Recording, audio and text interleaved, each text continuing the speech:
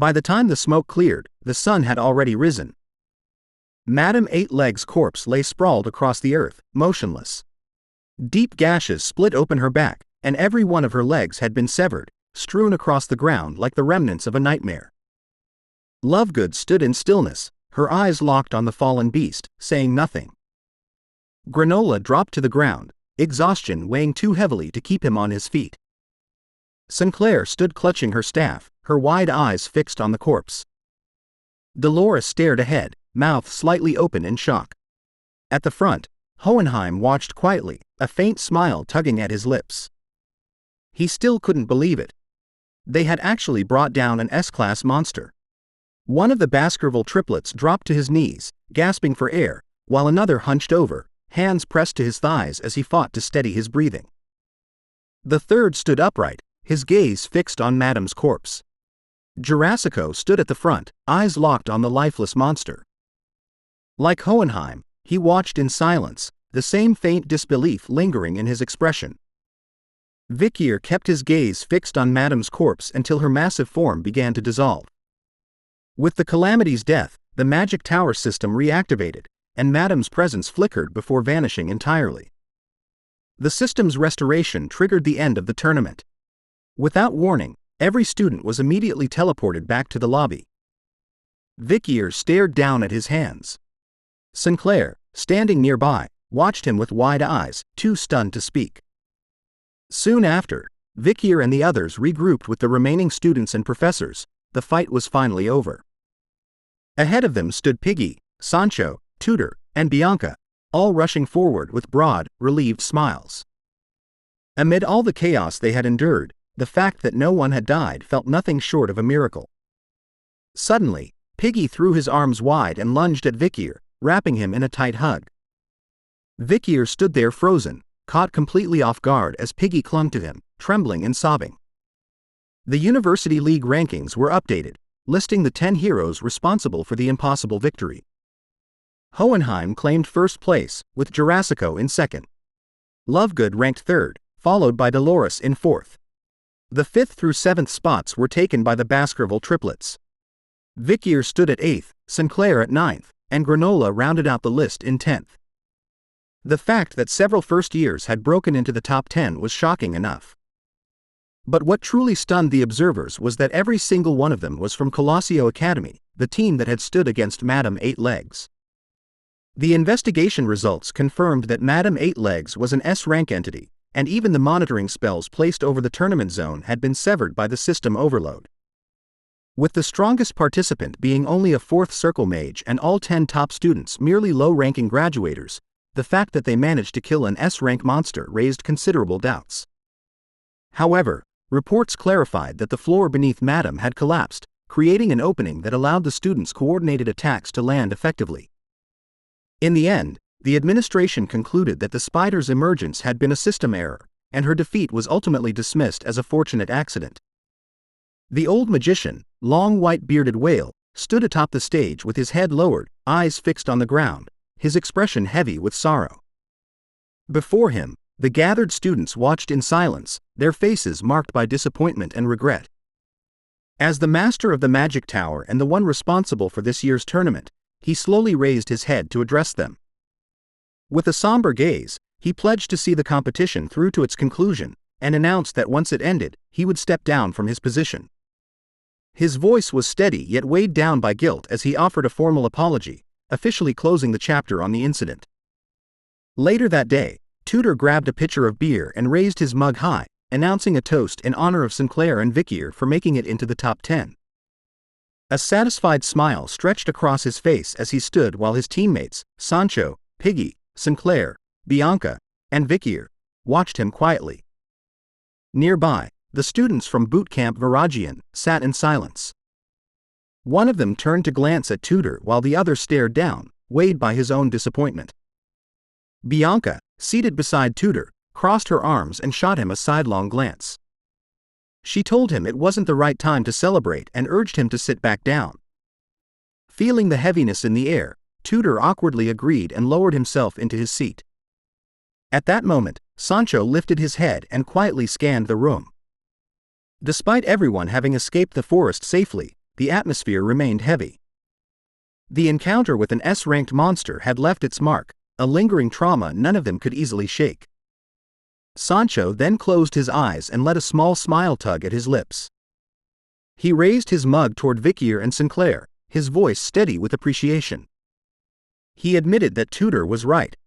They owed gratitude to those who stood their ground and fought when it mattered most. One by one, the others followed his lead, raising their mugs in quiet congratulations to Vikier and Sinclair. Bianca still found it hard to believe that their first years had managed to rank 8th and 9th. But before she could say more, their quiet celebration was interrupted.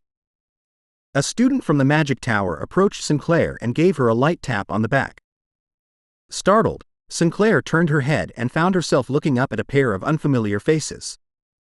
One of the boys awkwardly rubbed the back of his neck, while the other, his hair neatly cropped, glanced between her and Vikier.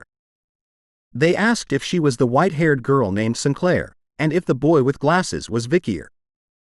They both offered their thanks, saying they remembered how the two of them had helped others in the forest when most people were only trying to save themselves. Sinclair smiled politely and said she was glad to see they'd made it out unharmed. Vikier kept his gaze lowered, quietly listening. One of the students scratched his forehead, then pointed at them, his expression turning earnest as he admitted he was genuinely surprised. He hadn't expected commoners, who probably hadn't even received a proper education, to be the ones saving nobles like them. Sinclair's smile froze, her eyes widening slightly in disbelief, unsure if he was serious or simply stupid. Meanwhile, Vikier didn't even bother to lift his head or acknowledge the comment, as if it wasn't worth his attention. A hand slammed onto the table. Bianca's. She grabbed the student by the collar, her eyes burning with fury, demanding he repeat himself. She wanted to know if he truly believed background mattered when it came to saving a life. He quickly tried to explain, claiming it was a misunderstanding. All he meant, he said, was that it must have been harder for commoners to achieve what they did. Sancho stepped in, gently pulling Bianca back by the arms and urging her to let it go. Reluctantly, Bianca released the student, who wasted no time fleeing with his companions. Still raging, Bianca shouted out loud, insisting to Sancho that people like them didn't even deserve to be saved. No one paid much mind to the student's words except for Sinclair. She sat quietly, her gaze lowered, a faint sadness shadowing her expression. Vikier watched her in silence, mildly surprised. He hadn't thought a comment about commoners would affect her this much. Usually, she'd brush things off and steer the conversation elsewhere. Breaking the heavy mood, Piggy clapped his hands loudly, drawing everyone's attention. Smiling brightly, he suggested they change the subject. The first tournament was over, after all, and the top 10 would soon advance to the second round. Still smiling, Piggy raised 2 fingers and explained that the next phase involved adapting to the apprentice system. From what he'd heard, the top 10 would visit the palace and the Empire's 7 great families, take on a quest, and in return be awarded an artifact managed by the 4 universities.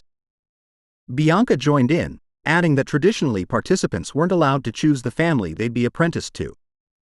This was done to maintain fairness and avoid any perception of bias. She placed a hand on Tutor's shoulder and raised a finger, clarifying her point. For example, she couldn't receive a task from the mystical archer family, and Tutor was barred from accepting one from the azure spearman family. Tutor crossed his arms and nodded in agreement. Bianca then turned to Vikier and Sinclair, pointing out that since neither of them was affiliated with any noble family, they had no such restrictions. Vikier listened quietly, but his attention drifted. He noticed Sinclair's hands resting in her lap, clenched tightly into fists. But Bianca wasn't finished. She raised her index finger again, stressing that there was one unspoken rule everyone followed: never choose the iron-blooded sword family. At the mention of that name, Vikir's body stiffened, his posture tense. Sinclair, however, lifted her head slightly. Unbothered, Bianca went on. She explained that in past years, students who chose the iron-blooded sword family rarely passed their trials. Some, according to rumor, never returned at all. She clasped her hands together and looked at Vikier and Sinclair with an eager smile, asking which house they were going to pick. Then she turned to Vikier first, inviting him to answer. Vikier looked up at her, his face neutral, hiding any reaction. The following day, as the sun dipped below the horizon, the train departed from the magic tower, leaving behind the chaos of the trials and the shadow of Madame Eight Legs. Inside one of the carriages, Vikier sat alone, an envelope in hand. His expression remained unreadable as his eyes scanned the contents. Stamped at the top was the unmistakable emblem of the iron-blooded sword family. The letter detailed a quest marked with the highest difficulty rating, 5 stars. As Vikier read, memories of the previous day surfaced. He recalled the stunned faces of Bianca and the others when he announced his choice. He didn't know the details of what happened within the family itself. But the Baskervilles had a reputation that spoke for them, bloodthirsty, ruthless, and insane. Bianca had covered her face, her frustration barely contained. Tudor and the rest stood in stunned silence, all of them knowing that no sane person would willingly align themselves with a family of lunatics. Vikier rested his hand on the seat beside him, eyes fixed on the passing scenery beyond the train window. He didn't yet know that this second assignment would serve as the final gateway to facing Decaravia, the 7th Elite Corps. The parchment had promised that completing the task would earn him Hugo's acknowledgement. But before that, there was something he needed to confirm. Sliding a hand into his pocket, Vikier retrieved another envelope, the letter sent by Hugo himself, the one containing instructions on how to become a swordmaster. No matter how many times he read it, the contents confused him. His powers being exposed wasn't what bothered him. What unsettled him was why Hugo was helping him at all, especially when Vikier had been fooling him all along. He pressed a hand to his chin, dissecting the letter in his mind. Hugo's thoughts were difficult to read, especially now that he seemed like an entirely different person compared to before Vikier's regression. Vikier turned back to the fading sunset sky. Even so, he was grateful. Without that letter, he would never have reached the level of supremacy. But the question remained, what was Hugo truly after? And to find that answer, Vikier knew he would have to meet him face to face. When Vikier stepped into Hugo's office, his eyes widened, caught between confusion and unease. For a brief moment, he stood frozen, speechless at the scene before him. Hugo, once a man who carried fear like a second skin, sat behind his desk with his fingers neatly interlaced.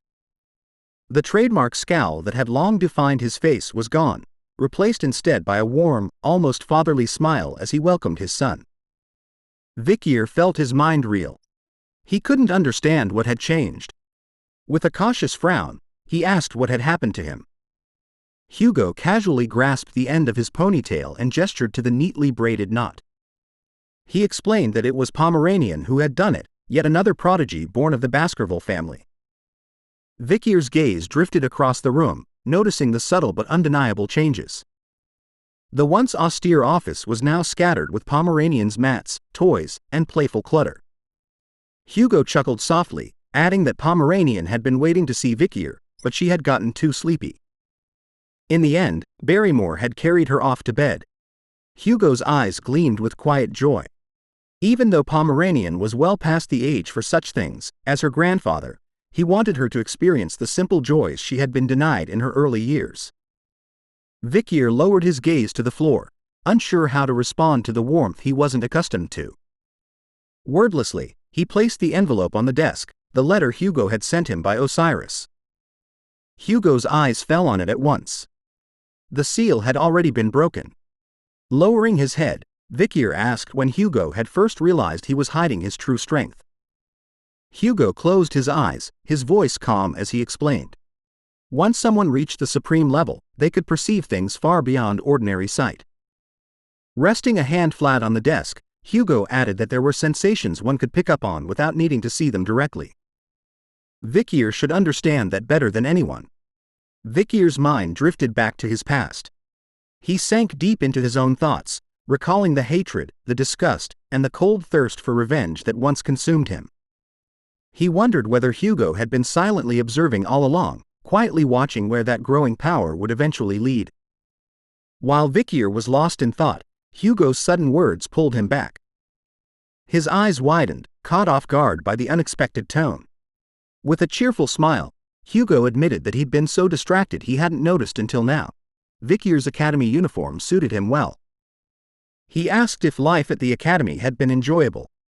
Vikier froze, his mind blank for a moment, unable to process the warmth behind the question. He stayed silent, but slowly a faint smile crept across his face. Night had fallen, but Vikier felt a quiet happiness settle in his chest.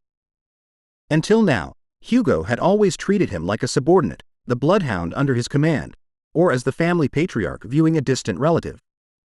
But tonight, for the first time, Hugo looked at him simply as his son. And Vikier couldn't help but cherish that.